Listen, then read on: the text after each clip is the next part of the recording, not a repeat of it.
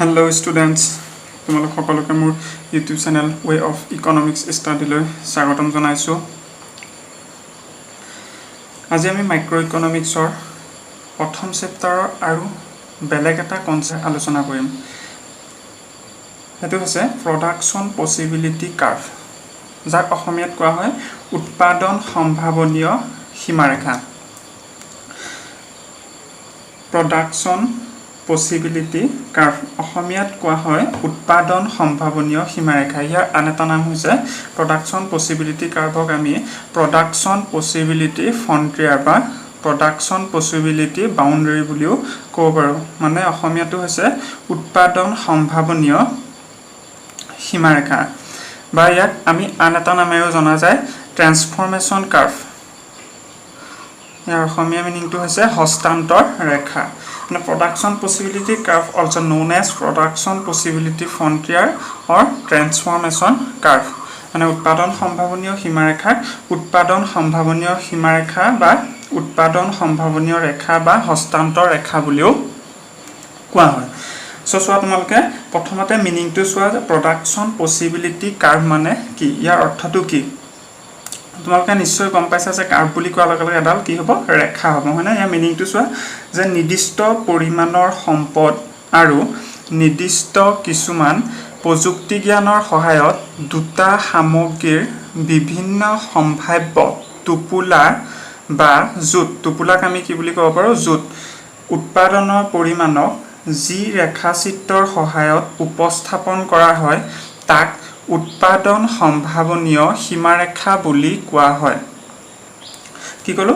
যে নিৰ্দিষ্ট পৰিমাণৰ সম্পদ মানে কি সীমিত কিছুমান সম্পদ আৰু নিৰ্দিষ্ট কিছুমান প্ৰযুক্তি জ্ঞানৰ সহায়ত, আৰু প্ৰযুক্তি জ্ঞান বা প্ৰযুক্তি কৌশলসমূহ কি নিৰ্দিষ্ট দুটা সামগ্ৰীৰ, মানে যিকোনো অকল দুটা সামগ্ৰী, মানে কি মাত্ৰ দুটা সামগ্ৰীৰ কথা কৈছে, বিভিন্ন সম্ভাৱ্য টোপোলা বা কম্বিনেশ্যন, যাক ইংলিছত আমি ক'ব পাৰোঁ কম্বিনেশ্যন বুলি। উৎপাদনৰ পৰিমাণক মানে দুটা সামগ্ৰীৰ বিভিন্ন কম্বিনেশ্যন, উৎপাদনৰ পৰিমাণক যি ৰেখাচিত্ৰৰ সহায়ত উপস্থাপন কৰা হয় তাক উৎপাদন সম্ভাৱনীয় সীমাৰেখা বুলি কোৱা হয়। বুজি পালা মিনিংটো। তাৰপিছত কেইটামান এজাম্পশ্যন চোৱা যে তোমালোকে অৰ্থনীতি বিষয়ৰ বিভিন্ন ধৰণৰ কনচেপ্টবোৰৰ বিষয়ে যেতিয়া পঢ়ি গৈ থাকিবা তেতিয়া তোমালোকে কিছুমান সেই কনচেপ্টবোৰৰ লগত জড়িত কিছুমান এজাম্পশ্যনৰ বিষয়ে পঢ়িব লাগে। এজাম্পশ্যনৰ অসমীয়াটো হৈছে স্বীকাৰ্য বা অভিধাৰণা। স্বীকাৰ্য বা অভিধাৰণা সেইবিলাক আমি কি কৰিব লাগিব, ধৰি ল'ব লাগিব। যে এতিয়া প্ৰডাকচন পসিবিলিটি কাৰ্ভৰ লগত জড়িত কিছুমান এজাম্পশ্যন চোৱা যে প্ৰথম এজাম্পশ্যনটো কৈছে যে সম্পদৰ পৰিমাণ সীমিত বুলি ধৰা হয়। মানে প্ৰডাকচন পসিবিলিটি কাৰ্ভৰ বিষয়ে আমি যেতিয়া আলোচনা কৰিম তেতিয়া তাত কি বুলি ধৰা হয়, সম্পদৰ পৰিমাণ সীমিত বুলি ধৰা হয়। সেইকাৰণে আমি সংজ্ঞাটো লিখিছিলোঁ যে নিৰ্দিষ্ট পৰিমাণৰ সম্পদ। বুজি পাইছা। ছেকেণ্ড এজাম্পশ্যনটো হৈছে সকলো সম্পদৰ পূৰ্ণ আৰু দক্ষ ব্যৱহাৰ হৈছে বুলি ধৰা হয়। মানে সকলো সম্পদৰ মানে যিখিনি সম্পদ আমি দুটা দ্ৰব্য উৎপাদনৰ কাৰণে ব্যৱহাৰ কৰোঁ সেই সম্পদসমূহৰ পূৰ্ণ আৰু দক্ষ মানে সম্পূৰ্ণ আৰু এফিচিয়েণ্ট যিটো ব্যৱহাৰ হৈছে বুলি ধৰা হয়। তো ৩ নম্বৰ এজাম্পশ্যনটো কৈছে যে প্ৰযুক্তি কৌশলৰ কোনো পৰিৱৰ্তন নহয়। মানে আমি সেই দুটা দ্ৰব্য উৎপাদন কৰোঁতে যিখিনি আমি প্ৰযুক্তি কৌশল ব্যৱহাৰ কৰোঁ সেইবোৰৰ কোনো পৰিৱৰ্তন নহয়। ৪ নম্বৰ এজাম্পশ্যনটো কৈছে যে অৰ্থনীতিত মাত্ৰ দুটা দ্ৰব্য উৎপাদন কৰা হয়। আমি ধৰি ল'ব লাগিব যে অৰ্থনীতিখনে মাত্ৰ কেইটা দ্ৰব্য উৎপাদন কৰে, দুটা দ্ৰব্যহে উৎপাদন কৰে। বুজি পাইছা এজাম্পশ্যনখিনি। মানে সেই এজাম্পশ্যনবোৰ আমি মানে কনচেপ্টবোৰ যেতিয়া অৰ্থনীতিত আলোচনা কৰিম তেতিয়া সেই এজাম্পশ্যনবোৰ আমি ধৰি ল'ব লাগে, যাক অসমীয়াত কোৱা হয় স্বীকাৰ্য বা অভিধাৰণা বুলি। এতিয়া আমি প্ৰডাকচন পসিবিলিটি কাৰ্ভৰ বিষয়ে এখন তালিকা আৰু এটা চিত্ৰৰ সহায়ত আমি আলোচনা কৰিম। চোৱা টেবুল তালিকাখনত আমি ধৰিছোঁ যে দুটা দ্ৰব্য উৎপাদন কৰা তোমালোকে দেখিবলৈ পাইছা। তাত ধৰি ল'লোঁ এখন অৰ্থনীতি, সেই অৰ্থনীতিখনত দুটা দ্ৰব্য উৎপাদন কৰা হয়। সেই দ্ৰব্য দুটা হৈছে ধান আৰু ঘেঁহু। ঠিক আছে ইয়াক আমি ধানক ধৰিম গুড x বুলি আৰু ঘেঁহুক ধৰিম গুড y বুলি এতিয়া আমি এই দুটা সামগ্ৰীৰ উৎপাদনৰ কিছুমান সংমিশ্ৰণ আমি ধৰি লৈছো a b c d e এইবিলাক হৈছে আমি একোটা সংমিশ্ৰণ মানে কি কম্বিনেশন ঠিক আছে এটা ধৰি ললো প্ৰথম অৱস্থাত যেতিয়া অৰ্থনীতিখনত খেতি কৰিছিল তেতিয়া ধানৰ উৎপাদন কৰা নাছিলে মানে ধানৰ 0 টন উৎপাদন কৰিছিল আমি ধানৰ উৎপাদন বা ঘেঁহু উৎপাদনবোৰৰ এককটো টনত ধৰিম ঠিক আছে যেতিয়া অৰ্থনীতিখনত 0 টন ধান উৎপাদন কৰিছিলে তেতিয়া অৰ্থনীতিখনত ধানৰ ঘেঁহুৰ উৎপাদন হৈছিলে 10 টন তাৰ পিছত আকৌ বি সংমিশ্ৰণটো চোৱা যে যেতিয়া অৰ্থনীতিখনত 1 টন ধান উৎপাদন কৰিছিল তেতিয়া ঘেঁহু উৎপাদনৰ পৰিমাণ আছিল 9 টন বুজিলা যেতিয়া এখন হৈছে অৰ্থনীতি হয়নে যেতিয়া অৰ্থনীতিখনৰ অলপ সংখ্যক জায়গা যেতিয়া ধানৰ উৎপাদন কৰিলে তেতিয়া ঘেঁহু উৎপাদনৰ পৰিমাণটো 10 টনৰ পৰা 9 টনলৈ কমি আহিলে ওকে তাৰপিছত 3 নম্বৰ সংমিশ্ৰণটো মানে সি সংমিশ্ৰণটো চোৱা যে যেতিয়া অৰ্থনীতিখনত 2 টন ধানৰ উৎপাদন কৰিছিল তেতিয়া ঘেঁহু উৎপাদনৰ পৰিমাণটো আকৌ 9 টনৰ পৰা 7 টনলৈ কমি আহিছিলে যেতিয়া আকৌ অৰ্থনীতিখনত 2 টন ঘেঁহু উৎপাদন কৰিলে তেতিয়া যেতিয়া অৰ্থনীতিখনত 2 টন ধানৰ উৎপাদন কৰিলে তেতিয়া ঘেঁহু উৎপাদনৰ পৰিমাণটো আকৌ 9 টনৰ পৰা 7 টনলৈ কমি আহিলে ঠিক তেনেদৰে যেতিয়া অৰ্থনীতিখনে 3 টন ধান উৎপাদন কৰিছিল তেতিয়া ঘেঁহু উৎপাদনৰ পৰিমাণটো 4 টনলৈ কমি আহিলে তাৰপিছত অৰ্থনীতিখনত ভাবিলে যে আমি গুটে মাটিখিনিতে অকল ধানৰহে উৎপাদন কৰিম ঘেঁহু উৎপাদন নকৰো মানে ঘেঁহু যেতিয়া অৰ্থনীতিখনত 0 টন উৎপাদন কৰিছিল তেতিয়া ধানৰ উৎপাদনৰ পৰিমাণ আছিল 4 টন বুজি পাইছে এবিলাক আছে কিছুমান সংমিশ্ৰণ মানে ধান আৰু ঘেঁহু উৎপাদনৰ এখন অৰ্থনীতিত ধান আৰু ঘেঁহু উৎপাদনৰ কিছুমান সংমিশ্ৰণ আমি ধৰি লৈছো ঠিক আছে সেই সংমিশ্ৰণবোৰ আমি এতিয়া চিত্ৰৰ সহায়ত প্ৰকাশ কৰিম এটা ডায়াগ্ৰামৰ সহায়ত প্ৰকাশ কৰিম আমি ডায়াগ্ৰামটো এনেকৈ আঁকি লৈছো যে OX অক্ষত আমি ধৰিছো ধানৰ উৎপাদনৰ পৰিমাণ মানে গুড X ৰ উৎপাদনৰ পৰিমাণ তাৰপিছত OY অক্ষত ধৰিছো আমি ঘেঁহু উৎপাদনৰ পৰিমাণ মানে কি গুড Y উৎপাদনৰ পৰিমাণ আমি গুড X ত এক একককে ধৰিছো 1 2 3 4 5 তাৰপিছত গুড Y ধৰিছো 2 একককে 2 4 6 8 10 এতিয়া যেতিয়া অৰ্থনীতিখনত প্ৰথম যেটো সংমিশ্ৰণ আছিল যেতিয়া ধানৰ উৎপাদন 0 কৰিছিল তেতিয়া অৰ্থনীতিখনে ঘেঁহু উৎপাদন কিমান কৰিছিল 10 টন ঠিক আছে এটো হৈছে এই সংমিশ্ৰণ ওকে বুজি পাইছা এখন লাগে তাৰপিছত যেতিয়া অৰ্থনীতিখনত ধানৰ উৎপাদন 1 টন কৰিছিল যেতিয়া অৰ্থনীতিখনত ধানৰ উৎপাদন কিমান কৰিছিল 1 টন হয়নে তেতিয়া অৰ্থনীতিখনে ঘেঁহু উৎপাদন কিমান কৰিব পাৰিছিল 9 টন ঘেঁহু উৎপাদন কৰিব পাৰিছিল মানে এটো কি বি সংমিশ্ৰণ ওকে যেতিয়া আকৌ অৰ্থনীতিখনে 2 টন ধানৰ উৎপাদন কৰিছিল তেতিয়া ধানৰ উৎপাদন কিমান কৰিছিল 2 টন হয়নে যেতিয়া অৰ্থনীতিখনত 2 টন ধানৰ উৎপাদন কৰিছিল তেতিয়া ঘেঁহু উৎপাদনৰ পৰিমাণ আছিল 7 টন এটো 6 এটো হৈছে 7 টন বুজি পাইছা এটো হৈছে শ্ৰী সংমিশ্ৰণ মানে তাৰ পিছত আকৌ যেতিয়া অৰ্থনীতিখনত 3 টন ধান উৎপাদন কৰিছিল তেতিয়া 3 টন যেতিয়া ধান উৎপাদন কৰিছিল তেতিয়া অৰ্থনীতিখনত ঘেঁহু উৎপাদনৰ পৰিমাণ আছিল 4 টন ওকে এটো হৈছে ডি সংমিশ্ৰণ ওকে যেতিয়া অৰ্থনীতিখনত ঘেঁহু উৎপাদন নকৰিছিল মানে ঘেঁহু 0 টন উৎপাদন কৰিছিল তেতিয়া ধানৰ উৎপাদনৰ পৰিমাণ আছিল 4 টন যেতিয়া অৰ্থনীতিখনত ঘেঁহু কিমান কৰিছিল 0 টন উৎপাদন কৰিছিল মানে ঘেঁহু উৎপাদনৰ পৰিমাণটো কিমান আছিল 0 তেতিয়া অৰ্থনীতিখনত ধানৰ উৎপাদন হৈছিল 4 টন মানে এটো ই সংমিশ্ৰণ এতিয়া আমি A P C D আৰু E এই চাৰিটা সংমিশ্ৰণ লক্ষয় আমি কি পাম এডাল ৰেখা পাম সেই ৰেখাডালকে কি বুলি কোৱা হয় PPC মানে প্ৰডাকচন পসিবিলিটি কাৰ্ভ তোমালোকে এটা সংজ্ঞাটো নিশ্চয় বুজি পাইছা যে সংজ্ঞাটোত কি কৈছিল নিৰ্দিষ্ট পৰিমাণৰ সম্পদ ধৰি ললো অৰ্থনীতিখনত নিৰ্দিষ্ট কিছুমান সম্পদ আছে আৰু নিৰ্দিষ্ট কিছুমান প্ৰযুক্তি জ্ঞানৰ সহায়ত যে সীমিত কিছুমান প্ৰযুক্তি কৌশলৰ সহায়ত যিবোৰ অৰ্থনীতিখনৰ কোনো চেঞ্জ নহয় দুটা সামগ্ৰীৰ বিভিন্ন সম্ভাব্য মানে দুটা সামগ্ৰী আমি দুটা সামগ্ৰী ধৰি লৈছিলো হয়নে কি লৈছিলো যে ধান আৰু ঘেঁহু এই দুটা সামগ্ৰীৰ বিভিন্ন সম্ভাব্য মানে বিভিন্ন সম্ভাৱনীয় যিবিলাক টুপুলা বা আমি জুট বুলিও ক'ব পাৰো মানে বা আমি সংমিশ্ৰণ বুলিও ক'ব পাৰো সংমিশ্ৰণ উৎপাদনৰ পৰিমাণক যি ৰেখাচিত্ৰৰ সহায়ত উপস্থাপন কৰা হয় এতিয়া এটো কি হল এটা ৰেখাচিত্ৰ হয়নে যি ৰেখাচিত্ৰৰ সহায়ত আমি উপস্থাপন কৰিলো তাকে কি বুলি কোৱা হয় উৎপাদন সম্ভাৱনীয় সীমাৰেখা বুলি কোৱা হয় যাক ইংলিছত কোৱা হয় PPC মানে প্ৰডাকচন পসিবিলিটি কাৰ্ভ ঠিক আছে আমি এটা প্ৰডাকচন পসিবিলিটি কাৰ্ভৰ বিষয়ে লিখিবলৈ হলে প্ৰথমতে কেনেকৈ লিখিম প্ৰথমতে আমি কি লিখিম মিনিংটো লিখিম যে প্ৰডাকচন পসিবিলিটি কাৰ্ভ কাক বোলে তাৰ পিছত আমি প্ৰডাকচন পসিবিলিটি কাৰ্ভৰ কিছুমান এজাম্পশন লিখিম যাক অসমীয়াত কোৱা হয় স্বীকাৰ্য বা অভিধাৰণা তাৰ পিছত আমি এখন টেবুলৰ সহায়ত দুটা সামগ্ৰীৰ কিছুমান উৎপাদনৰ পৰিমাণ দেখাম তাৰ পিছত আমি কি কৰিম যে এটা ডায়াগ্ৰামৰ সহায়ত সেই প্ৰডাকচন পসিবিলিটি কাৰ্ভডাল উপস্থাপন কৰিম এটা ডায়াগ্ৰামটো আমি যেতিয়া এক্সপ্লেইন কৰিবলৈ যাম তেতিয়া আমি এনেকৈ লিখিব পাৰোঁ যে ওপৰৰ চিত্ৰত OX অক্ষত গুড X অৰ্থাৎ ধানৰ উৎপাদনৰ পৰিমাণ আৰু OY অক্ষত গুড Y অৰ্থাৎ ঘেঁহু উৎপাদনৰ পৰিমাণ দেখুওৱা হৈছে ইয়াত PPC কাৰ্ভডালে উৎপাদন সম্ভাৱনীয় সীমাৰেখা বুজাইছে ঠিক আছে হেকনলৈকে লিখিলে তোমালোকৰ হৈ যাব এটা ডায়াগ্ৰাম এক্সপ্লেনেশ্যনটো হিমানকন দিলে হৈ যাব ওকে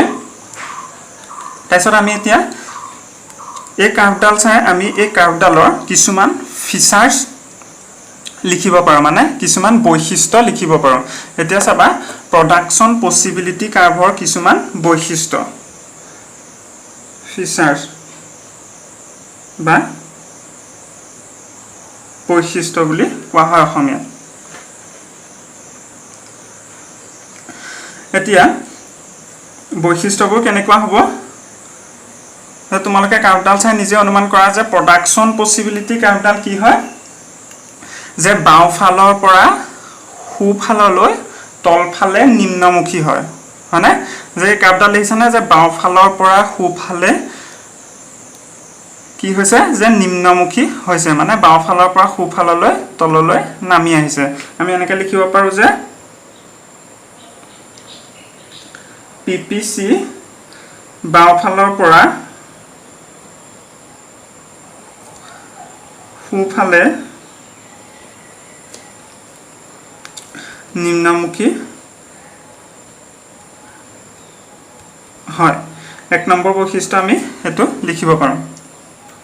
তাৰপিছত সেকেন্ড বৈশিষ্ট্যটো চোৱা যে PPC উৎপত্তি স্থলৰ ফালে অৱতল হয় মানে কি PPC ৰেখাডাল উৎপত্তি স্থলৰ ফালে কি হয় অৱতল হয় যে PPC উৎপত্তি স্থলৰ ফালে অৱতল হয় অৱতল মানে যাক ইংলিছত কোৱা হয় কনকেভ তোমালোকে চিত্ৰটো চাই নিজে গম পাইছা যে PPC কাৰ্ভডাল কি হয় উৎপত্তি স্থলৰ ফালে অৱতল হয় ওকে তো 3 নম্বৰ বৈশিষ্ট্যটো চোৱা যে PPC বা উৎপাদন সম্ভাৱনীয় সীমাৰেখাই দুইডাল অক্ষকে স্পৰ্শ কৰে এডাল হৈছে কি OY অক্ষ আৰু এডাল হৈছে OX অক্ষ সেই ৰেখাডালে দেখিছা যে দুইডাল অক্ষকে স্পৰ্শ কৰিছে আমি এনেকৈ লিখিব পাৰো যে PPC এ OX অক্ষ আৰু OY অক্ষক স্পৰ্শ কৰে ওকে মানে আমি এই কাৰ্ভডাল চাই আমি এই কাৰ্ভডালৰ বিভিন্ন ধৰণৰ বৈশিষ্ট্যবোৰ লিখিব পাৰো প্ৰথম বৈশিষ্ট্যটো কলো যে কি PPC ৰেখাডাল বা উৎপাদন সম্ভাৱনীয় ৰেখাডাল বাওঁফালৰ পৰা সোঁফালে তললৈ নিম্নমুখী হয় মানে কি downward sloping from left to right okay সেকেন্ডটো কলো যে উৎপাদন সম্ভাৱনীয় ৰেখাডাল উৎপত্তি স্থলৰ ফালে অৱতল হয় মানে কি উৎপত্তি স্থল এটো হয়নে উৎপত্তি স্থলৰ ফালে কি হৈছে অৱতল হৈছে ওকে তো 3 নম্বৰ বৈশিষ্ট্যটো কলো যে উৎপাদন সম্ভাৱনীয় ৰেখাডালে OX অক্ষ আৰু OY অক্ষ দুইডাল অক্ষকে স্পৰ্শ কৰে দেখিছা যে এডাল হৈছে OX অক্ষ এই OX অক্ষকো স্পৰ্শ কৰিছে আৰু এডাল হৈছে OY অক্ষ OY অক্ষকো স্পৰ্শ কৰিছে ওকে এগনলৈকে বুজি পাইছা যে PPC ৰেখাৰ বৈশিষ্ট্যবোৰ আহিলে তা লিখিব পাৰিবা তাৰপিছত চোৱা এটা PPC লগত জড়িত কিছুমান কনসেপ্টৰ বিষয়ে আমি জানিব লাগিব বা কিছুমান ৰিলেটেড কিছুমান ইম্পৰ্টেন্ট কনসেপ্টৰ বিষয়ে জানিব লাগিব এটা ফাৰ্স্ট কনসেপ্টটো চোৱা PPC লগত জড়িত আন কিছুমান কনসেপ্ট চোৱা যে শিফটিং অন PPC কি কৈছো যে শিফটিং অন PPC মানে PPC ৰেখাৰ স্থানান্তৰ এতিয়া শিফটিং অন PPC বুলি কোৱাৰ লগে লগে PPC ৰেখাৰ কি কাৰণত কিয় মানে স্থানান্তৰ হ'ব পাৰে যদি অৰ্থনীতিখনত টেকনলজি যিখিনি আমি দুটা দ্ৰব্য উৎপাদন কৰিবলৈ যিখিনি টেকনলজি বা প্ৰযুক্তি কৌশল ব্যৱহাৰ কৰো আৰু যিখিনি সম্পদৰ ব্যৱহাৰ কৰো যেতিয়া সেই টেকনলজি আৰু সম্পদবোৰ চেঞ্জ হয় হলনি হয় তেতিয়া PPC ৰেখাডালৰ কি হয় শিফট হয় মানে PPC ৰেখাডালৰ স্থানান্তৰ হয় হয়তো PPC ৰেখাডাল সোঁফালে স্থানান্তৰ হ'ব পাৰে হয়তো PPC ৰেখাডাল বাওঁফালে স্থানান্তৰ হ'ব পাৰে এটা PPC ৰেখাডাল সোঁফালে কেতিয়া স্থানান্তৰ হ'ব আৰু PPC ৰেখাডাল বাওঁফালে কেতিয়া স্থানান্তৰ হ'ব এতিয়া আমি PPC ৰেখাডাল আঁকি লওঁ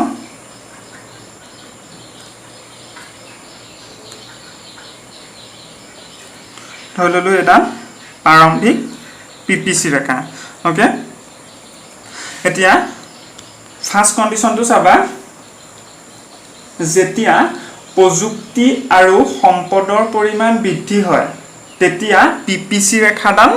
কি হ'ব সোঁফালে স্থানান্তৰ হ'ব মানে PPC ৰেখাডাল সোঁফালে স্থানান্তৰ হ'ব যেতিয়া প্ৰযুক্তি কৌশল আৰু সম্পদৰ যিটো পৰিমাণ হেতু যেতিয়া বৃদ্ধি হয় মানে যেতিয়া অৰ্থনীতিখনৰ বিকাশ হয় তেতিয়া PPC ৰেখাডালে সোঁফালে স্থানান্তৰ হ'ব এটা দেখিছা যে PPC ৰেখা এডাল হৈছে অৰিজিনেল PPC তেতিয়া PPC ৰেখাডাল কোনফালে স্থানান্তৰ হৈছে সোঁফালে স্থানান্তৰ হৈছে যেতিয়া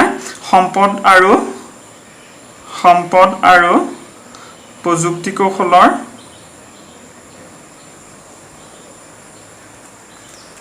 পৰিমাণ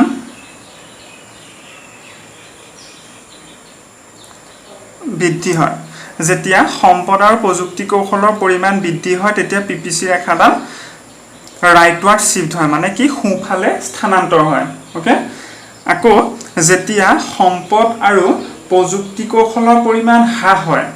যেতিয়া ৰিসোৰ্স আৰু টেকনলজি যেতিয়া ডিক্ৰিজ হয় মানে হ্ৰাস হয় তেতিয়া PPC ৰেখাডাল বাওঁফালে স্থানান্তৰ হয় এটা PPC ৰেখাডাল কোনফালে স্থানান্তৰ হ'ব বাওঁফালে স্থানান্তৰ হ'ব এটা দেখিছা যে PPC ৰেখাডাল বাওঁফালে স্থানান্তৰ হৈছে কেতিয়া বাওঁফালে স্থানান্তৰ হ'ব যেতিয়া সম্পদ আৰু প্ৰযুক্তি কৌশলৰ পৰিমাণ হয় মানে আমি যেতিয়া দুটা দ্ৰব্য উৎপাদন কৰি থাকো তেতিয়া সেই দ্ৰব্য দুটা উৎপাদন কৰি থকাৰ সময়ত যদি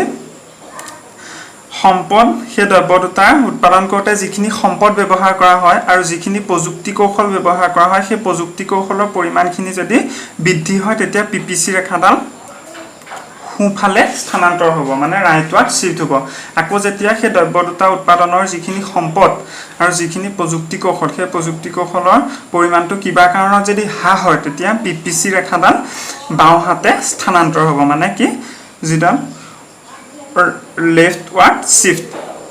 যেতিয়া কি কেতিয়া হ'ব যেতিয়া resource and technology of the economy কি হয় ডিক্ৰিজ হয় মানে হ্ৰাস হয় তেতিয়া PPC ৰেখাডাল বাওঁফালে স্থানান্তৰ হ'ব ওকে এতিয়া আমি PPC ৰেখাৰ লগত জড়িত আৰু এটা কনসেপ্ট চাম হেতু হৈছে পইণ্টছ অন PPC মানে PPC ৰেখাত থকা কিছুমান বিন্দুৰ বিষয়ে চাম PPC ৰেখাৰ আন এটা কনসেপ্ট হৈছে পইণ্টছ অন পিপিসি মানে পিপিসি ৰেখাৰ কিছুমান বিন্দু পিপিসিৰ কিছুমান বিন্দুৰ বিষয়ে আমি এতিয়া আলোচনা কৰিম তাৰ পিপিসি ৰেখা এটা আঁকি ললো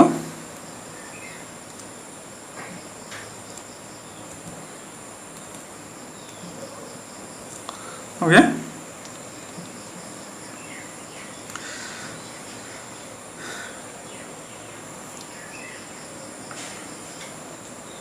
ডাল আছে কি পিপিসি ৰেখা হয়নে এটা পিপিসি ৰেখাৰ এটা এক্সামত আহি থাকে যে পিপিসি ৰেখাত যিবিলাক বিন্দু থাকে যে পিপিসি ৰেখাত যিবোৰ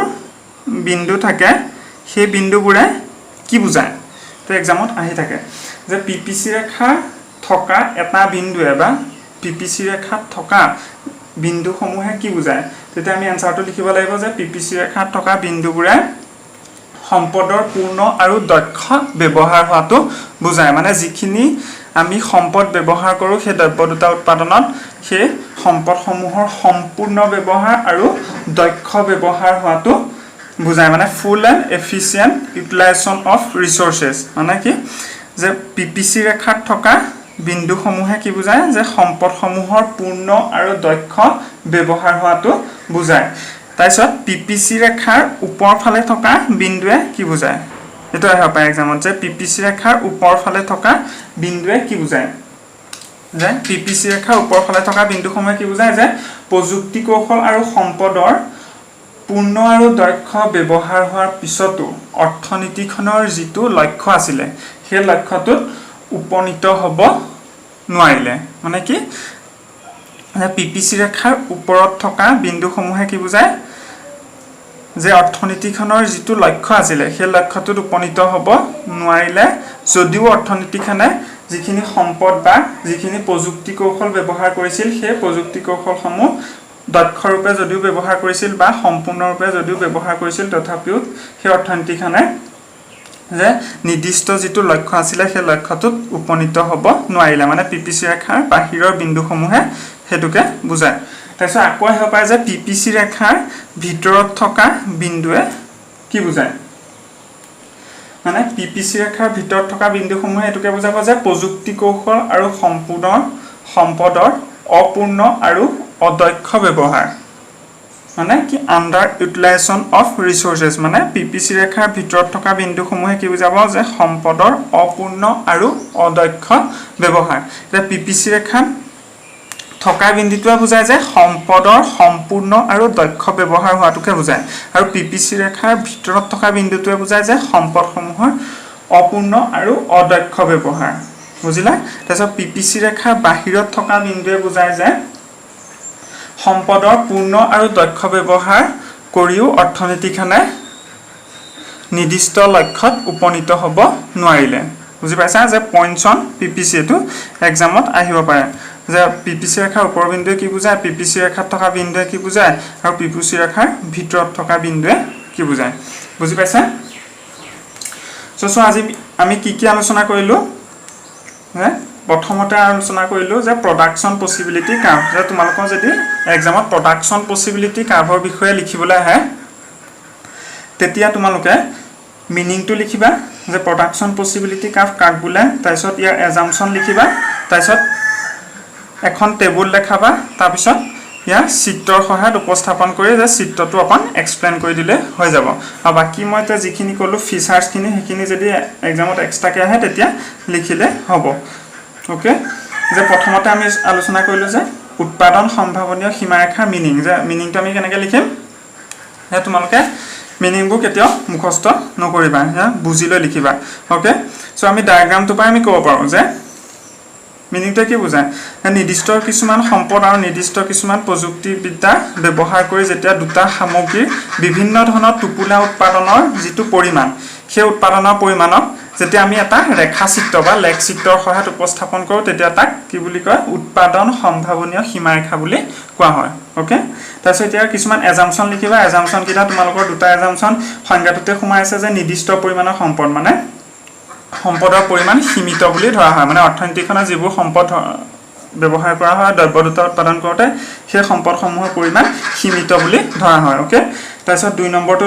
লিখিবা যে সকলো সম্পদৰ পূৰ্ণ আৰু দক্ষ ব্যৱহাৰ হৈছে বুলি ধৰা হয় তাৰপিছত 3 নম্বৰটো ক'লো যে প্ৰযুক্তি কৌশলৰ কোনো পৰিৱৰ্তন নহয় মানে সেই দ্ৰব্য দুটা উৎপাদন কৰোঁতে যিখিনি প্ৰযুক্তি কৌশল বা টেকনলজি ব্যৱহাৰ কৰা হয় সেই টেকনলজি সমূহৰ কোনো পৰিৱৰ্তন নহয় মানে চেঞ্জ কোনো নহয় তাৰপিছত 4 নম্বৰটো কি লিখিবা যে অৰ্থনীতিখনৰ মাত্ৰ দুটা দ্ৰব্য উৎপাদন কৰা হয় বুলি ধৰা হয় মানে অৰ্থনীতিখন আমি ধৰি লম যে অকল দুটা দ্ৰব্যহে উৎপাদন কৰে তাৰপিছত আমি টেবুলখনত কি কৰিলো যে দুটা দ্ৰব্যৰ সংমিশ্ৰণ দেখালো যে কেনেকুৱা ধৰণৰ উৎপাদন হয় তাৰপিছত সেই সংমিশ্ৰণখিনি আমি এটা লেখ চিত্ৰ বা ৰেখা চিত্ৰৰ সহায়ত আমি উপস্থাপন কৰিলো উপস্থাপন কৰোঁতে আমি পালো যে কি পিপিসি ৰেখাডাল আমি পালো ওকে তাৰপিছত ডায়াগ্ৰামটো এক্সপ্লেইন কৰিবা তাৰপিছত যদি এক্সামত আহে যে পিপিসি ৰেখাৰ কিছুমান বৈশিষ্ট্য লেখা এটা বৈশিষ্ট্যবোৰ তোমালোকে ৰেখাডাল চাই তোমালোকে বৈশিষ্ট্যবোৰ লিখিব পাৰা প্ৰথম বৈশিষ্ট্যটো ক'লো যে পিপিসি ৰেখাডাল কি হয় যে বাওঁফালৰ পৰা সোঁফালে নিম্নমুখী হয় মানে বাওঁফালৰ পৰা সোঁফালে তলফালে নামি আহিছে ওকে তো সেকেন্ডটো ক'লো যে পিপিসি ৰেখাডাল কি হয় উৎপত্তি স্থলৰ ফালে অৱতল হয় ওকে তো থাৰ্ডটো ক'লো যে পিপিসি ৰেখাই দুইটা লক্ষ্যকে স্পৰ্শ কৰে মানে পিপিসি ৰেখাৰ ওএক্স অক্ষ আৰু ওৱাই অক্ষ দুইটা লক্ষ্যকে স্পৰ্শ কৰে ওকে তাৰপিছত কি ক'লো নেক্সট কনসেপ্টটো ক'লো যে শিফটিং অন পিপিসি মানে পিপিসি ৰেখা কেতিয়া স্থানান্তৰ হ'ব পাৰে বুজি পাইছা যেতিয়া সম্পদৰ আৰু প্ৰযুক্তিৰ পৰিমাণ বৃদ্ধি হয় তেতিয়া পিপিসি ৰেখাডাল কি হয় সোঁফালে স্থানান্তৰ হয় মানে যেতিয়া দুইটা সামগ্ৰী উৎপাদনৰ যিখিনি সম্পদ আৰু প্ৰযুক্তি কৌশল সেই প্ৰযুক্তি কৌশলৰ পৰিমাণটো যেতিয়া বৃদ্ধি হয় তেতিয়া পিপিসি ৰেখাডাল সোঁফালে স্থানান্তৰ হয় যেতিয়া সম্পদৰ আৰু প্ৰযুক্তি কৌশলৰ পৰিমাণটো হ্ৰাস হয় তেতিয়া ৰেখাডাল বাওঁফালে স্থানান্তৰ হয় ওকে তাৰপিছত আমি চালো যে পইণ্টছ অন পিপিসি যে পিপিসি ৰেখাৰ বিভিন্ন ধৰণৰ বিন্দুৱে কি বুজাব পাৰে প্ৰথমতে ক'লো যে পিপিসি ৰেখাত থকা বিন্দুটোৱে কি বুজায় যে সম্পদৰ সম্পূৰ্ণ আৰু দক্ষ ব্যৱহাৰ হৈছে বুলি বুজায় আৰু পিপিসি ৰেখাৰ তলফালে থকা বিন্দুৱে বুজায় যে সম্পদৰ অপূৰ্ণ আৰু অদক্ষ ব্যৱহাৰ হোৱাটো বুজায় তাৰপিছত পিপিসি ৰেখাৰ ওপৰ ফালে থকা বিন্দুৱে কি বুজায় যে সম্পদৰ পূৰ্ণ আৰু দক্ষ ব্যৱহাৰ হোৱাৰ পিছতো অৰ্থনীতিখনে নিৰ্দিষ্ট লক্ষ্যত উপনীত হ'ব নোৱাৰাটো বুজায় ওকে যে পইণ্টছ অন পিপিসি এটো এক্সামত কেতিয়াবা সোধে 1 মাৰ্কস বা 2 মাৰ্কসত সুধিব পাৰে সো আজি ইমানখিনি ক'লো সেইখিনি চাগে বুজি পাইছে সো যদি ভিডিওটো চাই ভাল লাগিলে লাইক কৰিবা বন্ধু বান্ধৱীসকললৈ শ্বেয়াৰ কৰিবা সো কিবা নুবুজিলে মোক কমেন্টত সুধিবা আৰু চেনেলটো সাবস্ক্ৰাইব কৰি ৰাখিবা যাতে মই নতুন ভিডিও আপলোড দিয়াৰ লগে লগে তোমালৈ নটিফিকেশনবোৰ গুচি যায় সো আজিলৈ মানে